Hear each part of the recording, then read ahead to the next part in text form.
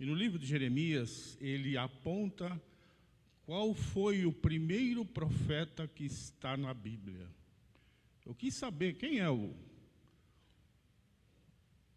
dito cujo que está aqui dentro da nossa palavra e que não era profeta de verdade. O nome deles é Ananias. Ele discursava mentiras para que o povo confiasse em suas palavras. Veja bem, se nós nos reportarmos àquela época, o povo não tinha instrução nenhuma. Eles eram praticamente escravos. Então, qualquer coisa que alguém falasse para eles que motivassem algo positivo, eles aceitavam. E esse algo positivo transmitido por Ananias era simplesmente para lhe favorecer, e não falando em nome de Deus. Considerado o primeiro enganador, primeiro profeta. Porém, por isso que eu disse, pessoal, é uma palavra para mim muito difícil hoje, mas eu pesquisei e Deus me falou, é dela que você vai ter que falar e eu vou falar. Nas igrejas,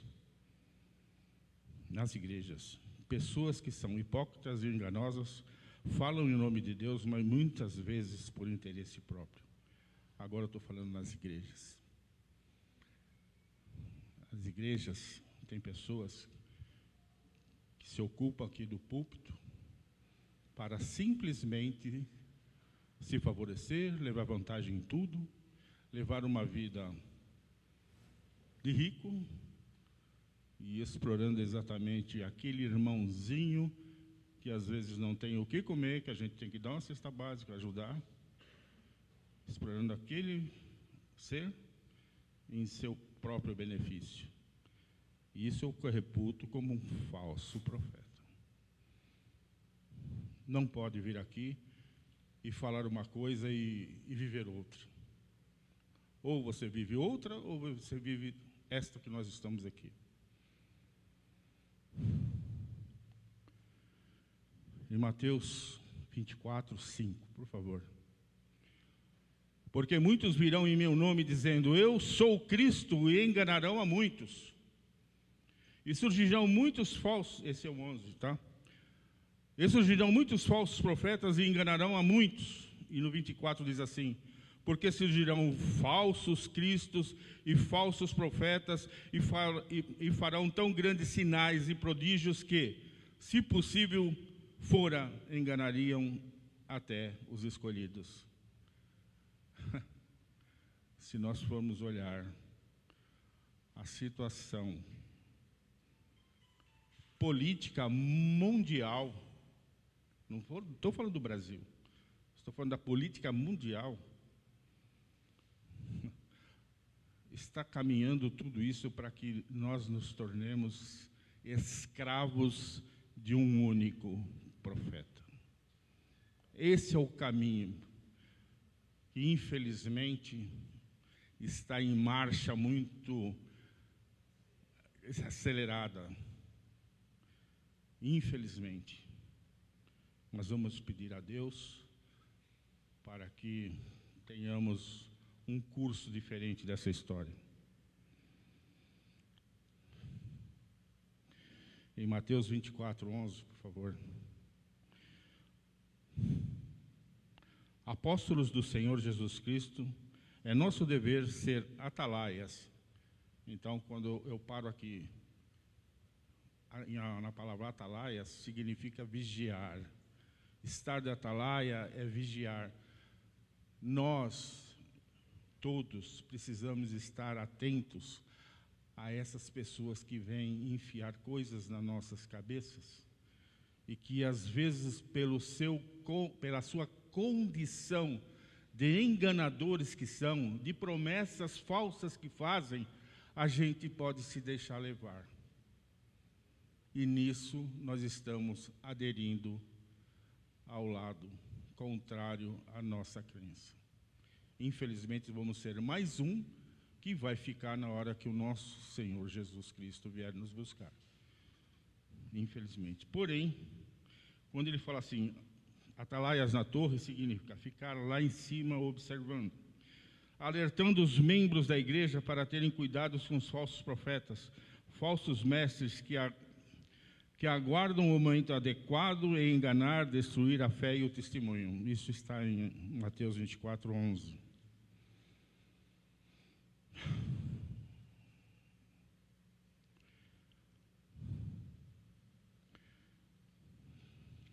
Está difícil. Eu vou mexer aqui num ponto que eu não posso deixar de falar. Coríntios 11, 13 a 15. Porque tais falsos apóstolos são obreiros.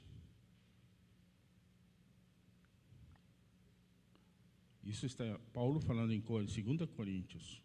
Porque tais falsos apóstolos são obreiros, fraudulentos, transfigurando-se em apóstolos de Cristo. E não é maravilha, porque o próprio Satanás se transfigura em anjo de luz. Não é muito, pois, que seus ministros, seus servidores, se transfigurem em ministros da justiça, a fim dos quais será conforme a sua obra. Porém, Paulo está falando isso para a igreja de Coríntios, mas, mesmo Paulo falando aos romanos, ele explica essa atitude de falar sobre os obreiros, porque, por mais que a gente se dedique, é uma palavra forte contra nós mesmos, vocês são falsos profetas. Porém, em Romanos diz assim, eu não precisa colocar, por favor, mas em Romanos 17 a 24 diz assim, que naquele tempo as igrejas como a nossa não existiam. Existiam as casas da qual as pessoas se reuniam. Em várias casas existiam reuniões. Porém, exatamente nessas casas, ou em algumas delas, é que essas pessoas se aproveitavam daquelas pessoas que não tinham a mínima condição de entender aquilo que se era falado. E se deixava levar, agora sim, pelos falsos obreiros. Não eram obreiros como nós estamos imaginando agora, da nossa igreja formada. Eram igrejas, entre aspas, como hoje existe reuniões em casas, não existe? Naquele tempo era isso que acontecia. Porém, essas pessoas se aproveitavam daqueles seres com pouca condição intelectual. É sobre isso que Paulo está falando, de se abusarem deles. Então, meus irmãos, eu falei duramente agora, eu não, né? Quem falou foi Paulo, né? Que falou que está nos obreiros, mas depois ele explica, são os obreiros em Romanos que fariam isso. Em Romanos. Tá?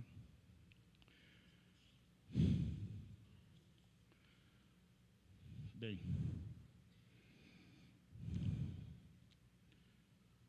Irmãos,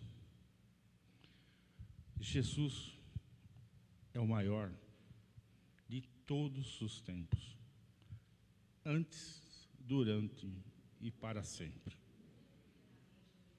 Que o povo cristão conheceu, conhece e conhecerá.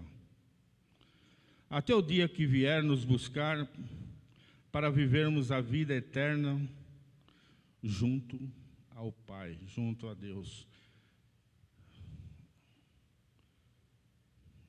O irmão agora mesmo falou, né, irmão? O Pai, ele era a videira, Jesus, o Pai, o lavrador. Então é disso que nós estamos agora encerrando, falando do lavrador, da videira, e de nós devemos ser os frutos, né? Ok? Pessoal, a paz do Senhor a todos, obrigado pela oportunidade.